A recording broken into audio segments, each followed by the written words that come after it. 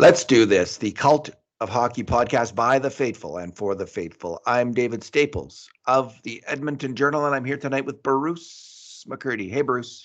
Hey, David, how you doing today? This afternoon. Whatever this Good. is. All right. Good. I'm good. I try not to take the losses personally, and that's I find it to be a good policy, even though the wins maybe are a little less personal and exciting.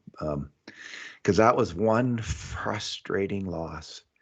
The Oilers didn't deserve to lose this game, Bruce. They were clearly the better team this game, and yet they found a way to lose 5-3 to the Ottawa Senators. Yep. Couldn't even come out with a point. In a game they dominated. Did they ever? Every statistical measure. Except Did they ever? The grade A shots were closer, as we measure them, the grade A shots were closer than the shots in terms of percentages. The Oilers had 15 grade A shots to 9 for the Senators, according to our count. And the Oilers had 8 5-alarm shots.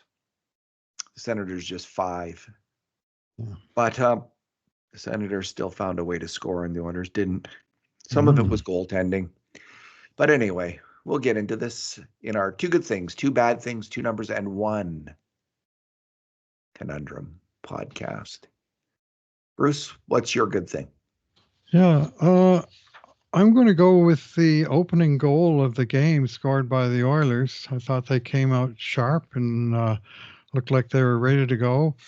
And I just thought this whole play was just gorgeous that developed. Very patient play that developed from deep in the zone, at least where I'm going to pick it up, when Leon Draisaitl came up with it and dropped it back to Evan Bouchard at the point. And Bouchard moved from left to right and drew 2 guys to him. And then he did a backhand flip pass that beat both guys and found Matthias Ekholm alone on the other point. And Ekholm took it hard up the left side into the face-off circle. And then he just fired a hard pass into basically the goal crease where Adam Henrique was stationed, and he was able to get a stick on it and pop it home.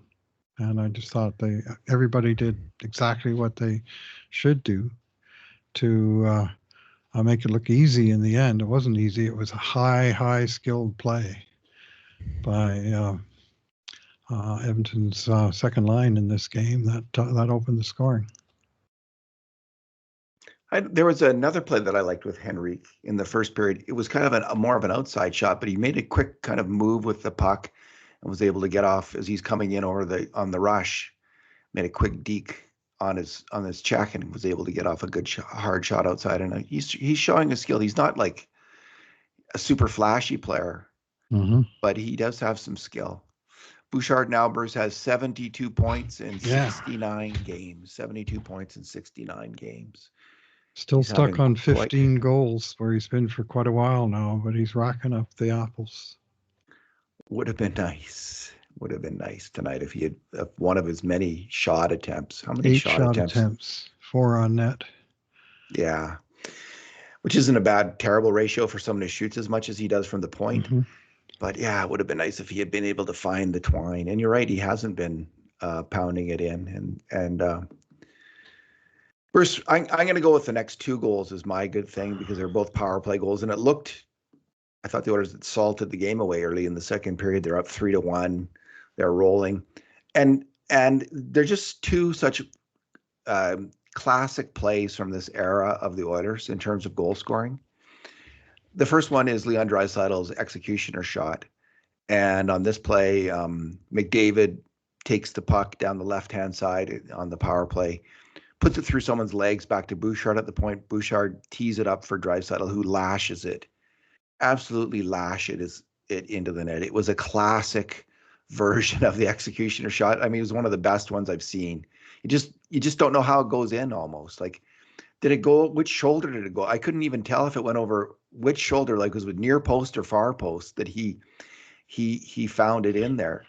And what a shot. Yeah, I think it had to be, I mean, from the angle he was shooting, it was just inside of both posts, really. So I think it had to have beaten. I think it went over the shoulder of Near post. Korpisalo by his left ear as opposed to his right ear, Yeah, that's what I think so too. And then it ended right up on under the the other corner. crossbar. Yeah, Yeah, yeah. what? Well, he was shooting from such an angle that he couldn't hit the near side net if he wanted to. Right, he could only see a sort of little square, a little rectangle on the far side, and he hit the top of it.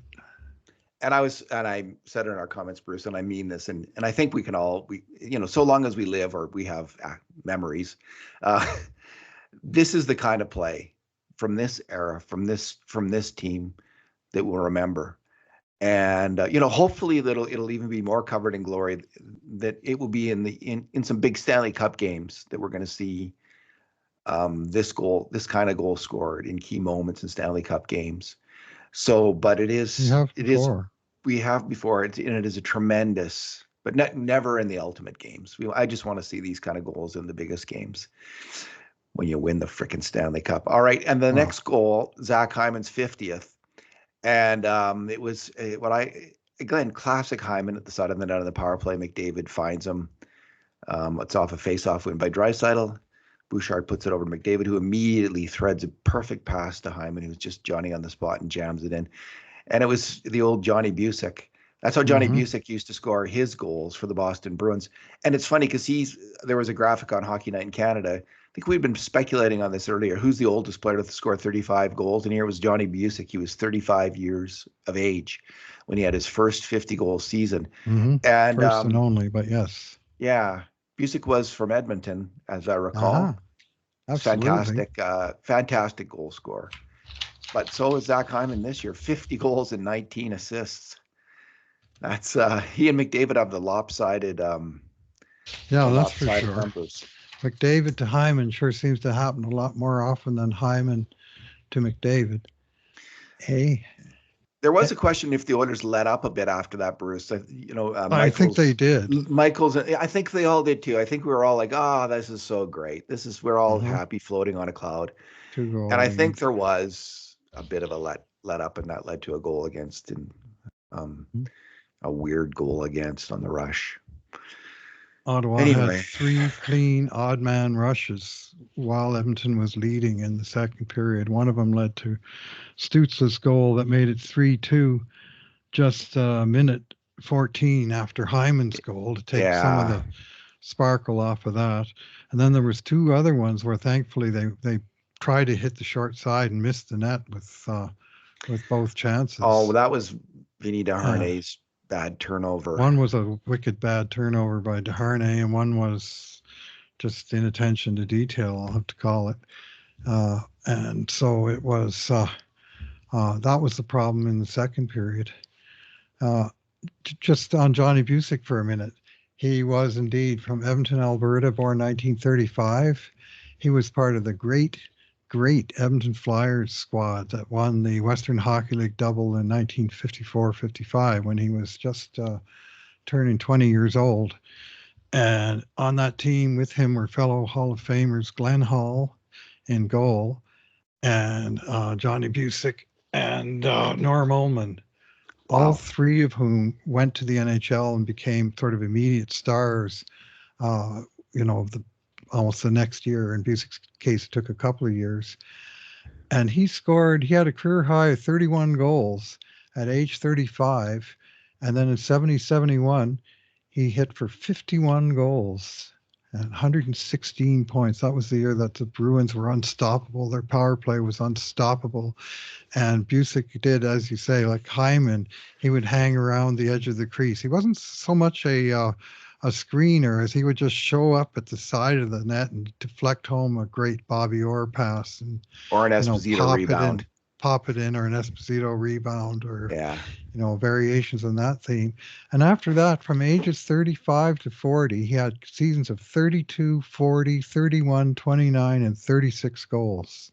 So he did most of his scoring after age 35. I mean, he Let's had hope that 556 goals in his career, but I think he had 300 before turning 35, and all the rest of them came afterwards. maybe Zach Hyman can have a similar kind of career. I mean, it wouldn't surprise me. He's a very Mhm. smart and skilled hockey player. And I think Mhm. smart being the operative word with both of those guys. They Oh figured out yeah. how to score goals, and they went Yeah. and they did it. Yeah, well, Yeah, Busick was part of the Uke line with Bronco Horvath and Vic Stasiuk, and that whole line played for those 55 Edmonton Flyers, and then they later played together in the Bruins, which is a completely different organization. The Flyers were a Detroit Red Wings affiliate, and that team also included Al Arbor, who also went into the Hall of Fame, but as a coach. He was a player on that team. And they had future executives, super scouts. Lauren Davis was on that team, and Jerry Melnick was on that team. Keith Allen, Bud Poyle. There was a whole lot of guys that made their name in hockey, and either as a builder or through the coaching ranks, or as Hall of Fame players, as the great Johnny Busick did. I remember Norm Ullman Mm-hmm. as an Me Edmonton too. Oiler Yeah, yeah. in the WHA, and he was a very good Edmonton Oiler for a short amount of Yep. time. He kind of had Had his a last great really good first years in year. hockey, but he was still flying when he got here. Mm-hmm. Bruce, let's move on to our bad things. Go ahead. Yeah, yeah. Uh, this was a game where uh, I'll say that the officials did not meet a marginal call that they didn't decide to make, uh, including a couple of absolutely dreadful ones on Vincent DeHarnay. One for uh, Brady Kachuk basically running into him from behind and flopping on the ice, and the other for basically winning a race to the puck and with both guys trying to chip the puck, taking this guy out, and that was interference, and that led to the tying goal. All that aside, this was a game where you couldn't afford to take a penalty. In the third period, Oilers allowed nothing. I think Ottawa had one shot in the third period, and Edmonton was dominating the territorial play and trying to score the winning goal. And with just over 3 minutes to play, they had more pressure on in the Ottawa territory. And then there was one tiny mistake. A puck popped out into the zone, sort of middle of the zone, and both McDavid and Nugent Hopkins went toward the puck, and they were the 2 and 3 forwards because Hyman was, I think, on the boards or at the net front, and it got chipped by them, and all of a sudden it's 2-on-2. Bouchard's on the point, and the Ottawa guy there chips the puck past Bouchard and up the right side, defensive right side of the ice. Now the only guy left is Matthias Ekholm, 1-on-1 against a apparently faster Ottawa player. And Ek came over and did his damnedest to slow the guy down. And somewhere in there, the refs who had put their whistles away, it seemed like about 10 minutes before that, decided with 3 minutes left in the game, they were going to call an Edmonton penalty for the only Ottawa half chance of the period.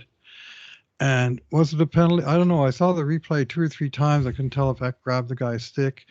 3 minutes left in a game that has been officiated like that. I mean, let's face it, Edmonton had the puck for about 75% of this game. Somehow Ottawa got more power plays than Edmonton.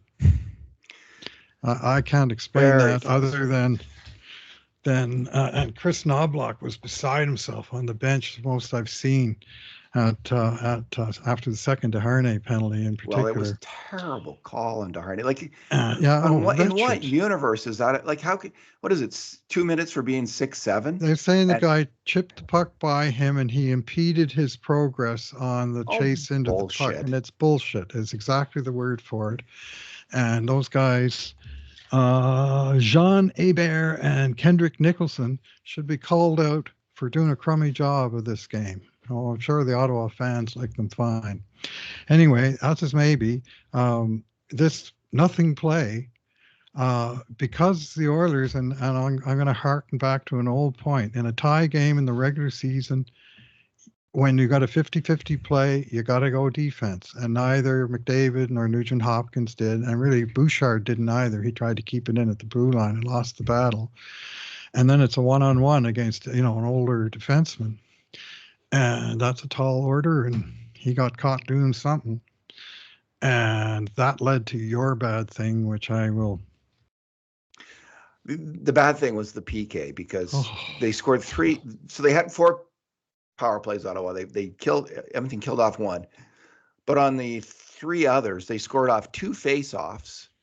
And the other one was Edmonton won the face-off, cleared the puck, and then the Ottawa rushed up and scored. And it was like, 37 seconds, Bruce, that they scored the 3 power play goals in total on those 3 power plays. That's all they took. They had 2:38 in the game, and 2 of it was on the 1 failed power So play. 38 seconds. So the other ones were the first one was 7 seconds. The second one, who got the penalty there, 24, and then the last one was 9 seconds. So when you look at these goals Twice. Bruce, there's nothing egregious on any of these goals against that I like, nothing like that's just like head slapping, terrible play. But there was it's just on every single one of them. What could go wrong did go wrong. But also there were mistakes on each of them. And I don't know. It was just like, so the first one, Carrick loses the face-off. He's, of course, acquired so he can win face-offs on the PK. But he lost that one cleanly. And Vinny on this one, I think this is the one where he starfishes. He laid down and he laid down and he tried to and he did it too early. If he had backed up instead of laying down, if he had backed up into the slot, he probably would have stopped that play. Nurse was a little high up too and didn't get down quickly enough to help out Vinny down low. But Vinny, I think, did go down a little fast on that one, and otherwise might have made the play. It's but he didn't know where the shooter was. For all he knew, the shooter was. He was blocking the lane. Yeah, right. And the guy lobbed it over him. It's a tough play, but so there's no, like, the most obvious loss is the face-off loss on that one, and the next one's the rush up the ice, and Kulak and Henrique managed to allow a pass into the middle of the ice, and Carrick just quickly misreads it, thinks it's going to go to one guy, and it goes to the other guy, and he leaves the shooter open, and Nurse might have attacked the shooter, but there was other people that could have been passed to. So again, in this one is a shot that you'd hope that, if your goalie is sharp that day, this is the save he makes on this shot, on this power play chance, because it wasn't a 5-alarm shot. It was a really hard grade A shot. But that's the save that Calvin Pickard's got to make in this game, or one of the saves that he might well have made. And I'm not blaming him for the loss, but he certainly got outplayed by the opposing goalie, and that's never good news. And I'd say the goal just before that too, the even strength rush chance was another one that you'd hope that maybe that's the Stutzla goal where maybe he could get that one too. Like, those 2 ones are grade A shots, but they're not, like, they're 25%ers at best, maybe, probably closer to 20% in there.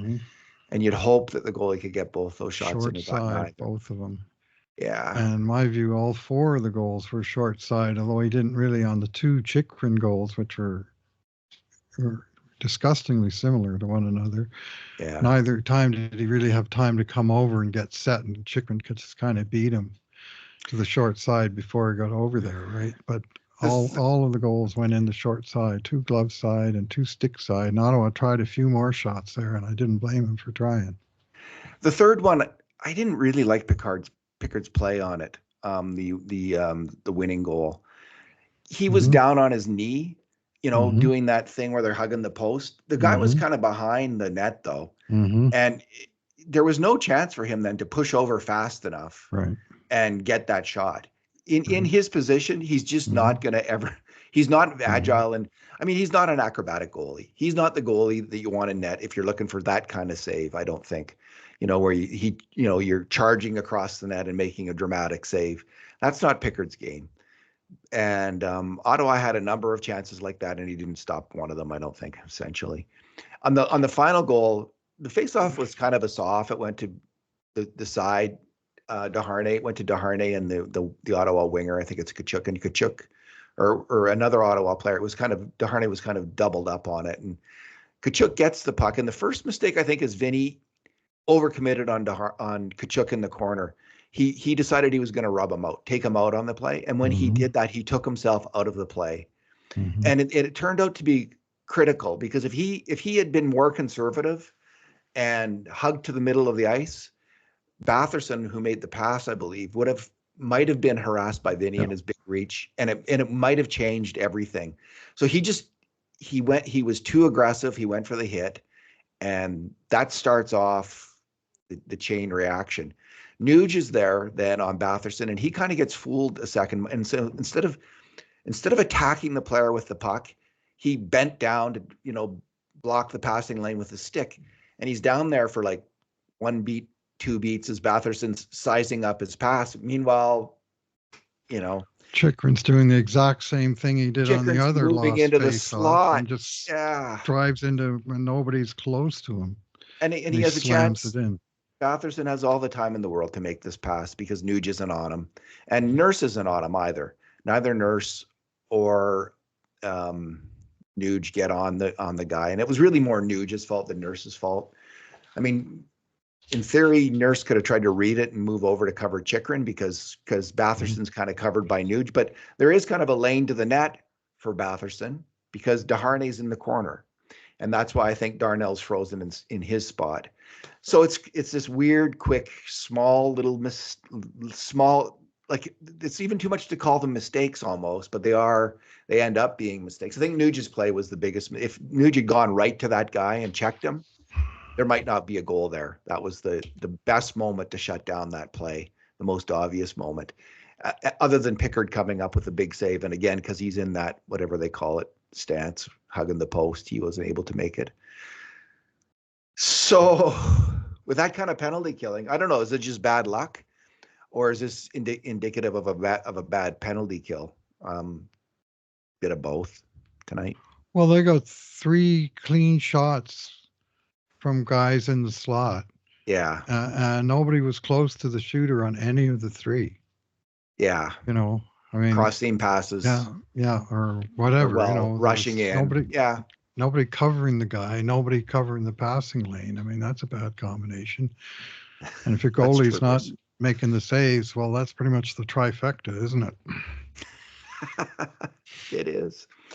Bruce, what's your number? Yeah, numbers today. I'm going to go with this. This is, Darnell Nurse in this game. 5-on-5 with Nurse on the ice. The Oilers had 22 shot attempts to 3 for Ottawa. They had 13 shots to 0. Ottawa didn't even have 1 shot during the 16 plus minutes that Darnell played today. Like, the puck was in their end the entire time. And yet he wound up being one of the, the failed penalty killers of the unit that cost this team the game. And yet on 5-on-5, his numbers were pristine. He had 5 shots of his own, 8 shot attempts. And I thought, he was skating, moving the puck, moving himself into good spots and contributing to the cycle. And this is on the second unit, mostly with Desharnais and a little bit late in the game with Ceci. And who I understand is taking another battering for being on the team in the game that they lost. So I don't know that that seems entirely fair, but there's a few things that went wrong, and most of it was on the PK. And I guess he was probably out for the.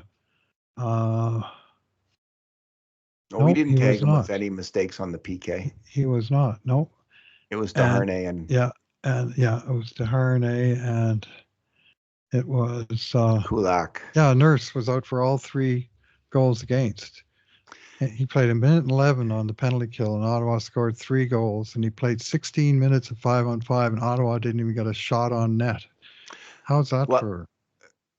There was 2 missed shots Ottawa had when Nurse and Desharnais, where like one was that Desharnais turnover and there was another chance in their own zone think it was Nurse who was the culprit there, and two absolutely wild scoring chances that were really dangerous that And they they missed the missed. net. Mm-hmm. Yeah, so there was that with Nurse. So 3 shot attempts, and those were 2 of them, and then they Yeah. allowed one other entire shot attempt. Anyway, they're by the numbers. If you only look at 5-on-5, like some analysts seem to like to completely focus on the 5-on-5 game. I'm a more of a whole game guy myself, bearing in mind that the different situations come with different odds. You're not going to outshoot the other team if you only play penalty kill and not power play. But Nurse was a shining light at 5-on-5 and part of the epic fail on the penalty kill.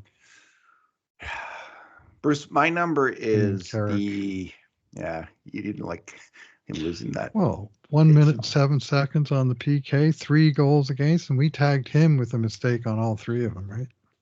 Not the last one. I didn't yet. No, We haven't reviewed it. Okay. I didn't think he lost the face-off, Bruce. Okay. I thought it was a soft. Like the I think that's. Scorer said Ottawa won it. So I think if you watch it, I will. It's not his loss if they lost it. All right.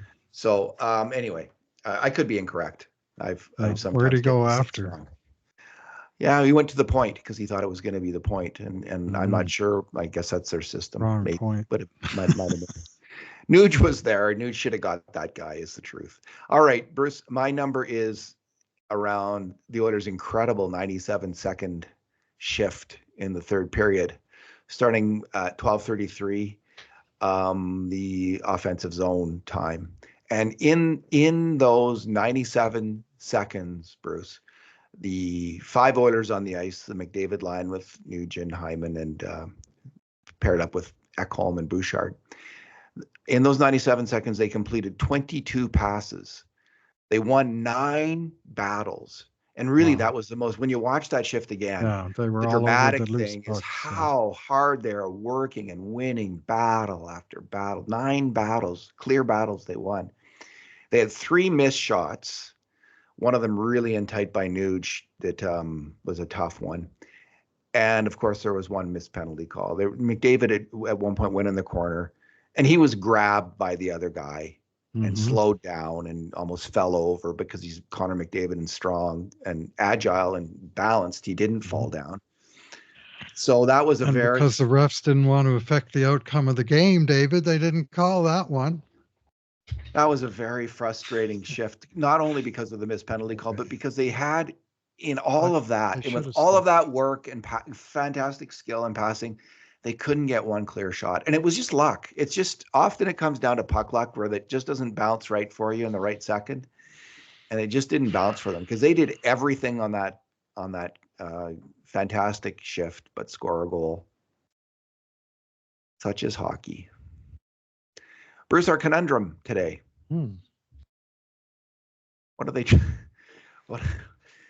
got to do? What do they got to do here? What do they got to do to get a win? What would you say? What's the key thing that they got to do here to get a win? Well, next they go into Winnipeg, and it's going to be like 2 teams with like a bear with a sore paw because Winnipeg got sacked on the weekend. They lost 6-3 and 3-0 in a pair of road games. They lost by the exact same score Edmonton did last night, and the quotes coming out of the Winnipeg locker room are very similar to the ones coming out of the Edmonton one, where they lost to, was it Islanders?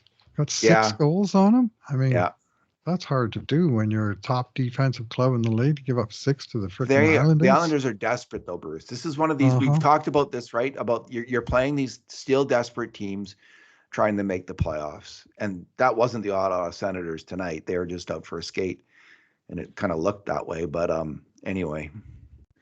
Yeah, anyway. What do they got to do, Bruce? What do they got to do?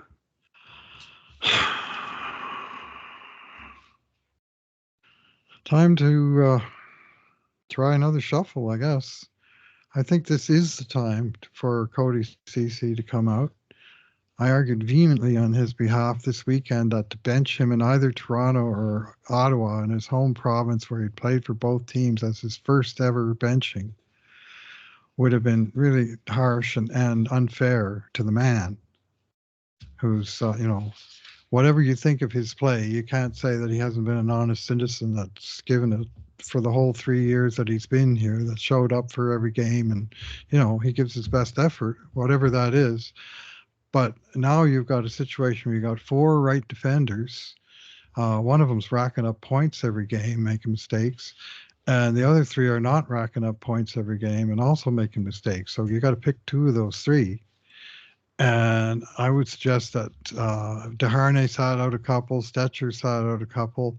Maybe this is the time that you give Cody Ceci the seat from on high and call it a maintenance day if you have to, like they did for Evander Kane today, and put Stetcher back and see what he can do with Darnell on second pairing, and The truth is, put Vinny Bruce, back with Kulak. And you win 8-3 against Buffalo. mm-hmm. You don't screw with the lineup. Yeah. I know they wanted to get Vinny back in there. They should have kept Stetcher in then. Mm-hmm. I think. Well, as for Ceci, are you saying that coaches and GMs should actually have respect for players? I am saying and they should care about their feelings and their mental health and their self-esteem and all that stuff that people talk about, but as being sacrosanct in this day and age. And you're saying that's actually important. I think it's important. And in another life, I used to supervise people. And one of the keys to being a good supervisor is to treat your people with respect and understand their circumstances, which to bench Cody Ceci today, after he was Edmonton's best defenseman in Toronto last night, by the way, in his hometown where he played for 10 years, 4 with the 67, 6 with the Senators.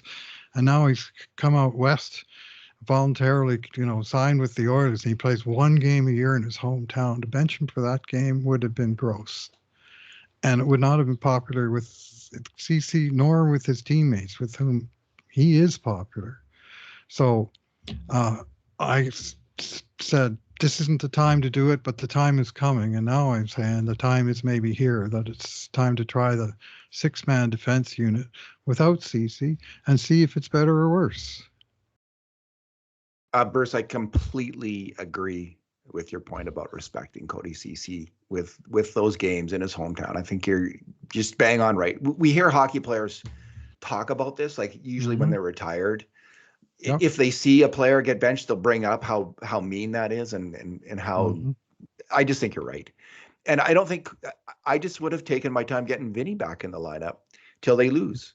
You win 8-3. Yeah. You don't post Troy, and Troy Stetcher has a great game, like a good game, and Darnell Nurse has a near great game. I just would have kept with that one more game until they lost, and then you go back to Vinny. It's a long season, and Stetcher, we needed to see him in a stretchy game, so I would definitely go back to him, and I agree. So one of the things you do is that you break up, you take. I like how you put it, a maintenance day like Evander Kane got. And to sit in the stands for mouthing off at Leon Draisaitl on the bench or something like that. I don't know if it was about that. That's a bad joke. Bruce. I don't even think that they were having a frank exchange of views, but geez, we're very good in this town at making mountains out of molehills. I didn't even see it, and I think that was another example of it. Yeah, they were just having a back and forth on the bench. When I saw it the first time, I thought Kane was asking him, Draisaitl, who it was that ran him over after Brian McCabe had crushed him. Probably what it was. Ceci was their best defenseman against Toronto, by the way. He was the only defenseman I gave a passing grade to. I only gave him a 5, but he was the only one who got a passing mark, and he deserved it. He had a good game. He like in that game for the Oilers, he was the best defenseman, which isn't saying a lot. But that's faint praise for the other guys. But they've got to find Bruce. So Leon, at even strength, they've got to find. It's a little frustrating how they can't find the right line mates for him. And I don't think, like I heard Jason Sturdrick and Ryan Rashad talking about how they think it should be Evander Kane, but that doesn't seem to be working. I don't see how that makes sense, because I just don't see them having the defensive chops to get it done together. No. So it's not Evander Kane. And I kind of liked Evander Kane with Connor McDavid. I thought that was not bad. So so why haven't we seen Nugent Hopkins with Draisaitl this year? Maybe it's time to see that, and Fogle or McLeod. He doesn't seem to want to pass the puck beyond to Fogle. There was one moment in the game where Fogle was wide open in shooting position, and Leon didn't give it to him. And I was thinking, why not? Like, what's going on there? And so I don't know who they're going to find to play with Leon. And but they have to find. They've got to figure this out, and Leon's got to figure this out himself. Yeah. And I personally still think it's McLeod and Fogle. I think that can work. It's the best options at the moment. Maybe it's Nugent Hopkins and Fogle, with Kane and Hyman on the top line, or with McLeod and Hyman on the top line. So there's different options, but in terms of what do you do next, I think you know that McDavid and Draisaitl can work together. So I don't think you need to go back to that for the regular, in the next little while. You have that. It's always in your back pocket. What you need to do right now is find some players that Leon can have consistent, positive goals for at even strength at even strength. We've had that with Fogle and McLeod. The numbers show that. I would, if you're not going to, I'm okay if you just go back to that and you say, keep working at it, keep doing this, guys. This should work, and stick with it. I'm also okay with Nugent Hopkins being given a shot with Leon, because I think that has worked in the past, it could work again, and it's the obvious next move. So that's what I would do. How about Henrique? They tried him today. I like Anna. I just think he's a center. It's funny. I was thinking, if Adam Henrique is with Leon Draisaitl, Adam Henrique should be the center and Leon Draisaitl should be on the wing. And I know that probably wouldn't be very popular with Leon Draisaitl, but I think, because I don't think he's willing to play wing with McDavid, but I don't think with Henrique. But I think that might work, actually, if you had Henrique at center, because Henrique's a good center, and Leon then free up to score, like just be an offensive dynamo, attack Leon, and Adam will cover for you in the defensive slot. That's how you'd try to sell it. But I think that would be the line where maybe it could be Nuge, Henrique, and Draisaitl with Henrique at center. That could also work. And then you'd have a third line built around Fogle and McLeod, I guess. Which is never a terrible thing. Those are two really good hockey players. So, but whatever it is, it's time to find it. And don't go back to McDavid and Draisaitl again. Find wingers for Leon that are going to work in the playoffs. Yeah. Well, Henrique, he scored his 20th of the season today. Yeah. That's, as they said on the broadcast, his 7th 20-goal season. His career high is 30 that he scored with the Devils in 15-16, back in McDavid's rookie year. But he's also had seasons of 16, 18, and 19 goals. Like, he's been a pretty consistent goal scorer. That's 11 years with over 15 goals. And he's not a big scorer, but he gets his goals. So the Oilers have a legit 20-goal man there. He's done it 7 times. And that's maybe they're still trying to figure out where exactly he fits in this big puzzle. And I thought it was an interesting experiment today, and I didn't mind it, and I didn't think he played bad. It was okay. Maybe they go back to that. I don't know. But it's not quite his 50th of the year like Zach Hyman, but 20 is 20. Just 2 with Edmonton and 18 with Anaheim. So we haven't got sort of the long-term effect of this guy being a consistent scorer. Did Leon get any other? Did he get any even strength other than that play? Chances, I don't know. He was the 3rd assist on the 1 even strength goal. He just had the 1 contribution to a major, to a grade A shot at even strength. How about Henrique? And I think we'll probably find the same thing with Henrique. Oh, no, he had 2. 2 of them, that play, and then where's the next one? Document is a little hard to read here. Fogle had a chance early in the 3rd period. Oh yeah, that was that great chance by Fogle.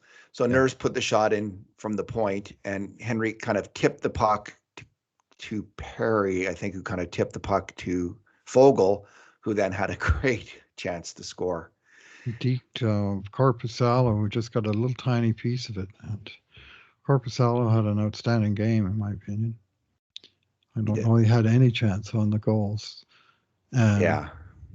he made a number of outstanding saves. I mean, well, what we have grade A shots again? 15 for Edmonton? 15, 3-1 in. 15, yeah. 15-9. Yeah. Yeah, 3 went in. So that's pretty good for a goalie. That's very good. Well, Bruce, next game is in Winnipeg what night? Tuesday at 6 p.m. Mountain. All right. Good stuff. Bruce, thanks for talking tonight. All right. Thanks for listening, everyone.